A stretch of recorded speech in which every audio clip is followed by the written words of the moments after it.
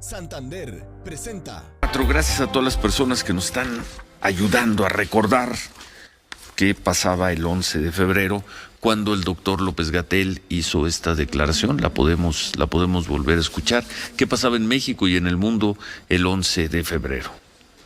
No se necesita tener hospitales designados. Esto es importante también. Hay mucha mitología en lo que hemos escuchado en la prensa internacional de que se necesitan construir hospitales especiales o tener centros exclusivamente para el coronavirus. No. El coronavirus nuevo 2019, como lo hemos dicho desde el inicio y sigue siendo vigente esta realidad, se comporta como una enfermedad respiratoria de moderada a baja gravedad. Es más leve que la influenza estacional. Seguimos en la temporada de influenza, se va a acabar en el hemisferio norte hasta marzo o abril, y el coronavirus nuevo ha cobrado mucha notoriedad porque es una enfermedad emergente, pero la proporción de graves, la proporción de muertes son semejantes o incluso menores a la influenza. No se necesitan hospitales especializados. Bueno, 11 de febrero, Humberto, Marco. Hola, ¿dónde estábamos? Tú estabas en España, Marco. Estaba a punto de salir un día después de esa declaración. Justo en España. Sí, detuvieron a Emilio Lozoya en Málaga. El 12. Y yo estaba ya en España para el 14 sin ningún tipo de restricción o aviso de lo que venía. ¿En qué parte estuviste de España? En Málaga y en Alaurín de la Torre. Nada más. Así es. No pasaste por... Pasé por Madrid y después viajé de Madrid en tren hasta Málaga y de ahí ya me moví. El asunto es, Ciro, que todos los aeropuertos estaban operando con normalidad, que no había ningún tipo de restricción, incluso carcelaria. Es decir, pudo en ese entonces su abogado... O el papá, ¿te acuerdas? Sí, el papá lo visitó, correcto. Trejo, entonces, y había horas abiertas de visita en ese centro penitenciario de Alaurín de la Torre y iba y venía sin ningún problema. Así también en el aeropuerto de Madrid-Barajas no había ni cubrebocas. El tema turístico era de absoluta normalidad en la costa sur de España, así que... así la cosa. Y por eso también el desdén del doctor López-Gatell sobre el tema. Sí, por supuesto. Seguramente por esas fechas, un poco después fue cuando el gobernador de Puebla, Miguel Barbosa, dijo que eso se curaba con un mole o con un caldo, ya no me acuerdo. Exactamente, era un molito, ¿no? Y fueron las fechas en las que se fueron sumando esas, digamos, declaraciones que despreciaban por las completo del presidente López Obrador. Las mismas, ¿no? Nos va a hacer lo que el viento a Juárez. Y efectivamente en Europa, porque además, ¿sabes, Ciro? Unas semanas antes que viajé a Nueva York para la audiencia de Genaro García Luna, que eso fue en enero de este mismo año, los vuelos con destino a Asia ya venían, digamos, con no la restricción, pero sí la fuerte sugerencia de que la gente que abordara lo tenía que hacer con cubrebocas. Entonces tú ya veías en las filas de abordaje, sobre todo asiáticos, que ya un poco por el hábito que tienen hecho, pero también por lo que se estaba viviendo ya en China, ¿no? Humberto. Nosotros veníamos de varios días en que hubo muchos homicidios, promedios de más de 90, promedios de más de 100, hubo por ahí uno de 127, y las protestas feministas arreciaban por algunos asesinatos y se acendrarían precisamente a partir del 11 de febrero por la desaparición de una niña de Tláhuac, Fátima. ¿Ese día fue el 11 de febrero? El 11 de febrero desapareció, se reportó como desaparecida, la empezaron a buscar, algunos medios ya estábamos en el asunto, a mí me tocaría ir a esa alcaldía al sur de la Ciudad de México y las mujeres con los marros, con los pañuelos verdes, empezaban a observarse. Debatíamos sobre si era adecuado o no que ellas protestaran de esa manera tan enjundiosa, para algunos violenta, y íbamos a llegar a la 4T y sus personeros nos acusaban, ¿te acuerdas? Que nos habíamos vuelto feministas de la nada. Ahora resulta que son feministas, decía el presidente. Sí. Fueron esos días porque la gran movilización de las mujeres se dio el domingo 8 de marzo. Y al día siguiente, fue el 9, no se mueve. Nadie se mueve. Sí. Que fuimos a hacer una estampa de la ciudad con poco tráfico, a mi mí me tocó por ahí una estación del metro, vimos el lunes 9. El lunes 9, Sí, vimos de el marzo, ya un mes después de las declaraciones Sí, del doctor todavía no López Gatell. llegábamos a la Jornada Nacional de Sana Distancia y digamos que tuvimos una pequeña probada de una ciudad Con ese funcionando lunes. a menos, Sí. con menos concentración. Aquel lunes, Miriam. Transfiere dinero, paga la luz, el internet, haz aclaraciones, programa metas de ahorro y mucho más. Con tus dedos lo puedes hacer usando la app de Santander. Descárgala, úsala y santanderízate.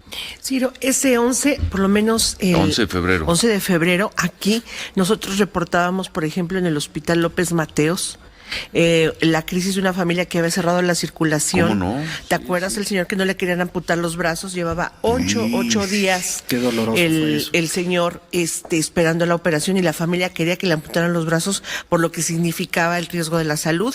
Y esto nos daba el contexto y el panorama que estábamos viviendo en los institutos, en los hospitales federales, en los locales, la crisis del INSABI, era la transición del INSABI. Claro, Del Seguro Popular. Miriam ganó esa cobertura. Pero más bien en enero. Enero y siguió todo marzo. Febrero Nos y fuimos con marzo. marzo porque está ¿Cuándo hiciste el reportaje, la crónica que pasamos en la noche en televisión, de que había escasez de cubrebocas, que nos parecía lo más exótico del mundo? ¿Cómo que Fue escasez? 27 de febrero. Pero ya fue a... Fue el 27 de febrero. Fue el ¿Te 27 acuerdas de febrero. afuera del Hospital Del General? Hospital General. Y además, ahí empieza la crisis porque nosotros estábamos... ¿Sí fue 27 o 17?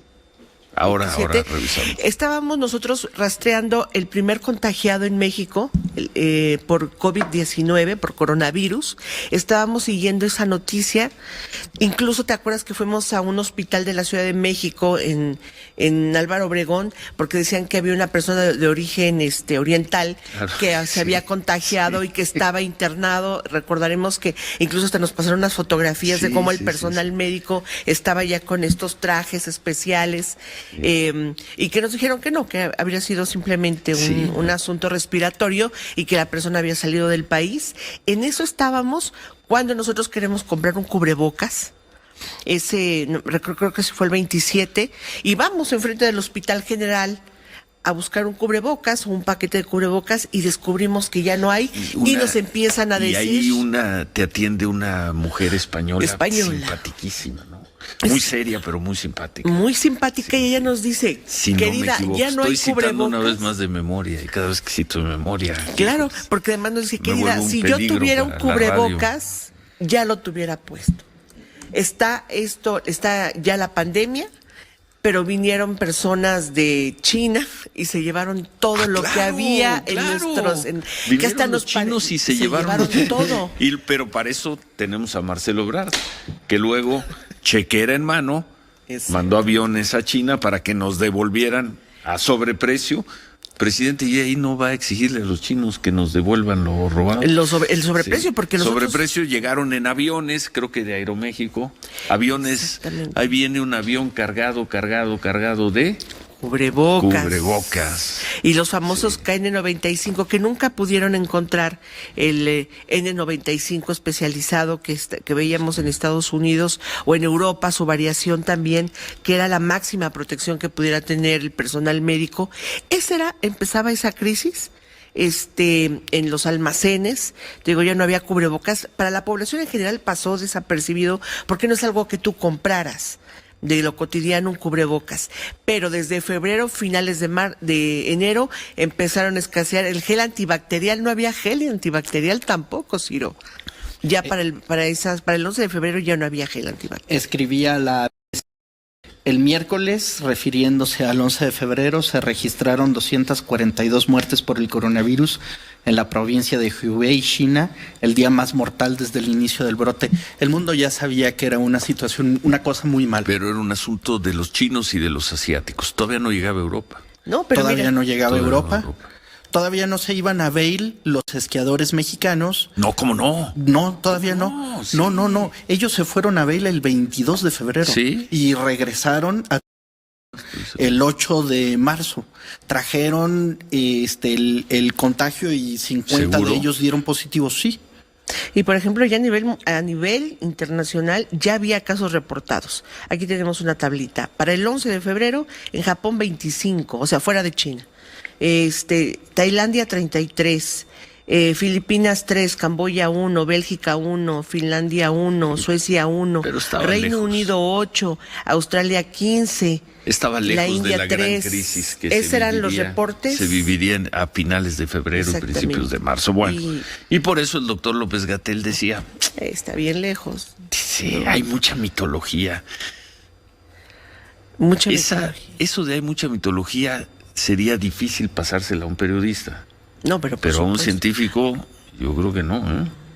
Un científico debería tener información de más calidad. Bueno, de lo y que en estaba, el de lo que estaba momento ocurriendo. A ver, hacemos una pausa y seguimos con esto y vemos tu recorrido de ayer por Ecatepec. Ecatepec supuestamente está en semáforo rojo, pero ahora nos cuentas. Con mucho gusto. 8:35, volvemos. Santander presentó